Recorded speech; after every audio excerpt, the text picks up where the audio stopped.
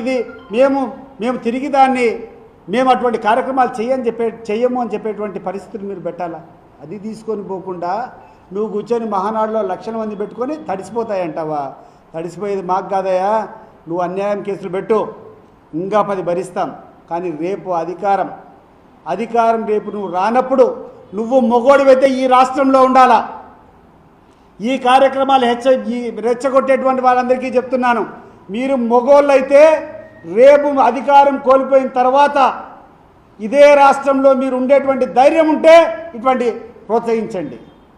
మీకేం ఈరోజు కోట్లు సంపాదించుకున్నారు.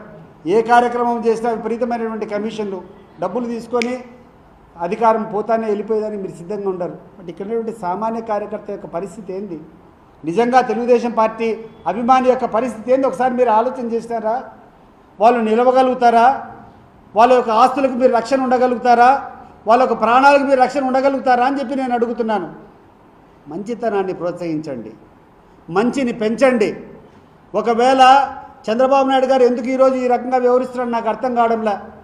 వాళ్ళ కొడుకు తప్పు చేస్తే, బాబు ఇది తప్పమ్మా, ఇటువంటి పరిస్థితులు వల్ల ఎవడూ బాగుపడింది లేదు, ఇటువంటి అనార్థాలను పోషించడం వల్ల ఏ ప్రభుత్వం కూడా మంచి సాధించింది లేదు, ఇది కరెక్ట్ కాదని చెప్పి చెప్పాల్సింది పోయి నువ్వు కూర్చొని ఈరోజు చంద్రబాబు నాయుడు గారు కూర్చొని ఏ కార్యక్రమం కూడా వైఎస్ఆర్ కాంగ్రెస్ పార్టీ నాయకునికి అందినట్టు జరిగితే పాముకు పాలు పోసేట్టు అని చెప్పి మాట్లాడతాడు ఆయన.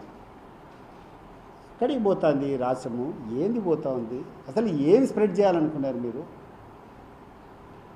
నేను ఈ మాటలన్నీ కూడా ఒక వైఎస్ఆర్ కాంగ్రెస్ పార్టీ ప్రధాన కార్యదర్శిగా మాట్లాడడం లేదు, ఒక మామూలు వ్యక్తిగా నేను మాట్లాడుతున్నా. నేను అసలు ఎక్కడికి పోతుంది ఈ సంస్కృతి, ఎక్కడికి పోతుంది ఈ సాంప్రదాయాలు?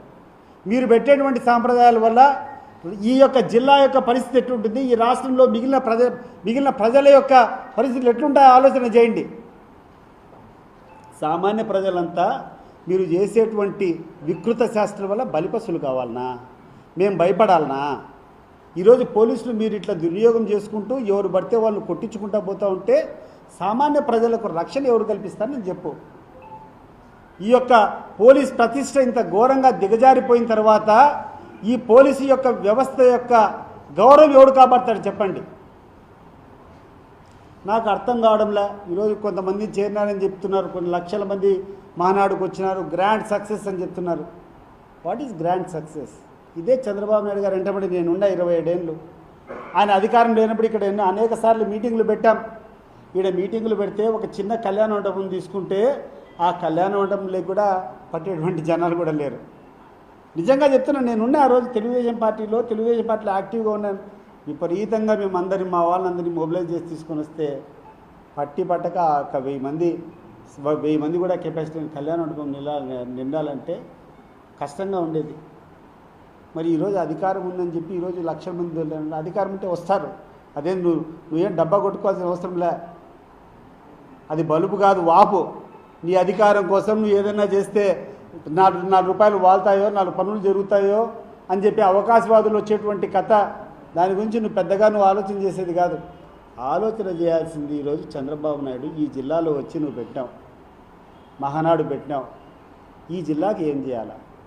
ఈ జిల్లాకు సంబంధించినటువంటి మెడికల్ కాలేజ్ పులివెందుల్లో గవర్నమెంట్ మెడికల్ కాలేజ్ శాంక్షన్ అయితే 50 సీట్లు నిర్దాక్షిణ్యంగా నువ్వు వదులుకున్నావే. ఈరోజు ఎవరికి పోయినాయి 50 సీట్లు? ఈ ప్రాంతంలో ఉన్నటువంటి నిరుపేదలకు దక్కాల్సిన సీట్లు కాదా అది? నువ్వు కూర్చొని ప్రైవేట్ కాలేజీలకు అప్పచెప్తావు, అపోలో అంటావు, ఇంకోటి అంటావు. ఈరోజు అపోలో కాలేజీలో డొనేషన్ ఎంత తెలుసా మీకు? ఒకసారి హైదరాబాద్లో పోండి, ₹1 కోటి పైన డొనేషన్ కట్టాలా. ₹1 కోటి పైన డొనేషన్ కట్టాలా. పోస్ట్ గ్రాడ్యుయేషన్ పోతే 3 కోట్లు 4 కోట్లు పోస్ట్ గ్రాడ్యుయేషన్కి సీట్లు కావాలంటే 4 కోట్లు డొనేషన్ కట్టాలా. మరి అటువంటి వ్యక్తుల మీద, ప్రైవేట్ వ్యక్తుల మీద పెడుతుండవే, గవర్నమెంట్ కాలేజు వచ్చినటువంటి పరిస్థితి తీసుకొని పెడుతున్నావే. ఏం చేస్తావు ఈ జిల్లాకు? ఈరోజు జిఎన్ఎస్ఎస్ నుంచి హెచ్ఎన్ఎస్ఎస్కు లింకప్ ప్రాజెక్ట్ కాలేటి వాగు ద్వారా వేంపల్లి దగ్గర నుంచి లిఫ్ట్ ఇరిగేషన్ స్కీమ్ జరుగుతూ ఉంది. ఆల్మోస్ట్ అంతిమ దశలో ఉంది. ఈ ప్రభుత్వం పోయినప్పటి నుంచి పనులన్నీ ఆపేస్తావు. ఏం చెప్పాలనుకుంటే ఈ జిల్లా ప్రజలకు నువ్వు చెప్పు.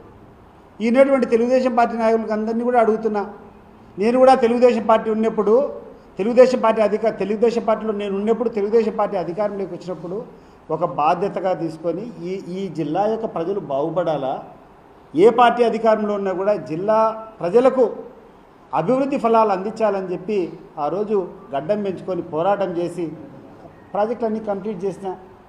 మీరు ఆ రకంగా కంప్లీట్ చేయండి. ఈరోజు మాదేదో గ్రాండ్ సక్సెస్ అంటున్నావు. తెలుసో తెలియకో నీకు ఇచ్చిన అధికారం, నీకు ఇచ్చినటువంటి అధికారానికి అధికారం పరమావధి కాదు. నీకు ఇచ్చినటువంటి అధికారంలో ఏమేం పనులు మేము ప్రజలకు చేయగలిగినాం చెప్పినటువంటి రోజు నువ్వు స్వేచ్ఛగా హ్యాపీగా బతకచ్చు.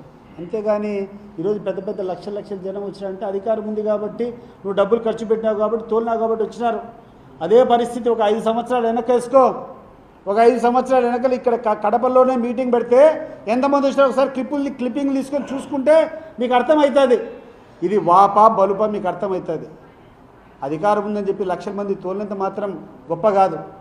ఈ అధికారం ఉండేటప్పుడు ఈ యొక్క గాలేరు నగరి సుజల స్రవంతి నుంచి హెచ్ఎన్ఎస్ఎస్ జరిగేటువంటి లింక్ ఏదైతే కాలేటి బాగులో ఉందో అది ఎందుకు కంప్లీట్ కాలేదు, ఎందుకు ఈ రోజుకి ₹1 పన్ను కూడా చేయలేదు? మీరందరూ కూర్చొని సమన్వయం చేసుకొని ఇక్కడటువంటి ఆ ముఖ్యమంత్రి మీద ప్రెజర్ పెట్టి ఇది మా ప్రాంతానికి సంబంధించినటువంటి పని, దీన్ని ఎందుకు కంప్లీట్ చేయవు, దీన్ని కంప్లీట్ చేయాలని చెప్పి ఫండ్స్ తీసుకొని వచ్చి కంప్లీట్ చేయి. అసలు మా పులివెందుల్లో ఉన్నటువంటి మెడికల్ కాలేజీ ఎందుకు సార్ మీరు ఆపుతారు? ఈ కాలేజీలో ఈ పనులు జరిగితే ఇక్కడటువంటి పేద ప్రజలకు అందరికీ సీట్లు వస్తాయి కదా, దీన్ని ఎందుకు మీరు గవర్నమెంట్ కాలేజీగా ప్రకటించకుండా ప్రైవేట్కి ఎందుకు ఇస్తున్నారని చెప్పి పోరాటం చేయి. అప్పుడు మేము కూడా ఈ తెలుగుదేశం పార్టీ నాయకులను ఒప్పుకుంటాం. వేంపల్లిలో ఉన్నటువంటి రోడ్లు డ్రైనేజీలంతా ప్రభుత్వం పోయినప్పటి నుంచి ₹1 పన్ను జరగల. దాని కూర్చొని మాట్లాడండి. ఎందుకు జరగడం లేదయ్యా ఈ పనులన్నీ? ఈరోజు పనులందరూ కూడా సామాన్య ప్రజలంతా ఇబ్బంది పడుతున్నారు. రోడ్లు సగం తొగిపెట్టినారు, ఈరోజు అవన్నీ కూడా నిలిపేసినారు అని చెప్పి అడిగితే దాన్ని మేము కూడా సహకరిస్తాం. ఇది వదిలిపెట్టి కూర్చొని తడిసిపోతాయంటే ఏందా తడిసిపోయేది? నేను కొన్ని కోట్ల మందిని చూసినాం, ఒక బొచ్చంతా చూసినాం. ఏం చేస్తావు మహా అయితే? ఏం చేస్తావు లోకేష్? నాకు అర్థం కావడంలే. లోపల పెడతావా, కొడతావా, చంపుతావా? ఎంతమందిని చంపుతావు, ఎంతమందిని కొట్టిస్తావు? రేపు నీ పరిస్థితి ఏంది అని చెప్పి నేను అడుగుతాండా. నీకు ధైర్యం ఉంటే నువ్వు కొట్టించు. బట్ నీకు అదే ధైర్యం ఉంటే రేపు నీకు అధికారం లేనప్పుడు నువ్వు మొగోని మాదిరి ఈ రాష్ట్రంలో నిలబడుకుంటే ఆ రోజు వచ్చి నీకు సాష్టాంగం పడతాను నేను. ఆ రోజు పడే కష్టాలు నువ్వు కాదు, విపరీతంగా సంపాదించుకున్నావు, వెళ్ళిపోతావు నువ్వు ఈ రాష్ట్రం వదిలిపెట్టి. రేపు ఈ రాష్ట్రంలో ఉన్నటువంటి తెలుగుదేశం పార్టీ కార్యకర్తల యొక్క పరిస్థితి ఏంది అని చెప్పి నేను అడుగుతున్నాను. నువ్వు ఏదో గొప్పలు కొట్టుకుంటాండవు, డైవర్షన్ పాలిటిక్స్. ఈరోజు కూర్చొని రోజుకొకటి లేని ఆరోపణలు చేసుకొని జగన్మోహన్ రెడ్డి ఇట్లా చేసినాడు, రామచంద్రారెడ్డి ఇట్లా చేసినాడు, కాకాని గోవర్ధన్ రెడ్డి ఇట్లా చేసినాడు, లేకుండా అంటే వంశీ ఇట్లా చేసినాడు, రోజుకొని జైలు పంపిస్తాండవు. నిన్ను పంపించడం మొదలు పెడితే ఈ జిల్లాలోని నాయకుల యొక్క చరిత్ర ఒకసారి ఏం జరుగుతుంది ఈ కార్యక్రమం ఈరోజు ఈ జిల్లాలో రాష్ట్రంలో ఏం జరుగుతుంది? పైన కూర్చొని అమరావతిలో విజయవాడలో కూర్చొని పైన ఉండేటువంటి వనరులన్నీ నువ్వు దోచుకుంటాండావు.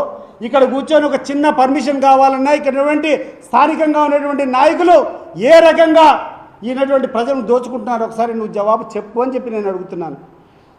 ఒకడైనా మిగులుతాడా? ఈరోజు ఇక్కడ పత్రికా విలేకరులు అందరినీ అడుగుతున్నాను. ఇక్కడటువంటి కడపలో ఇక్కడటువంటి ఈ రాష్ట్రంలో ఉన్నటువంటి ప్రతి ఒక్క ఎమ్మెల్యే ఏం పనులు చేస్తున్నారు? ఇక్కడ ఎవడైనా తప్పించుకొని పోయేదానికి ఉందా నేను చెప్తాండా. దాని గురించి ఆలోచన చేయండి. మీరు మంచి పనులు చేయండి. ఇప్పటికైనా కళ్ళు తెరచండి. కక్ష సాధింపు చర్యలు మానుకోండి. వీలైతే మంచి చేయండి.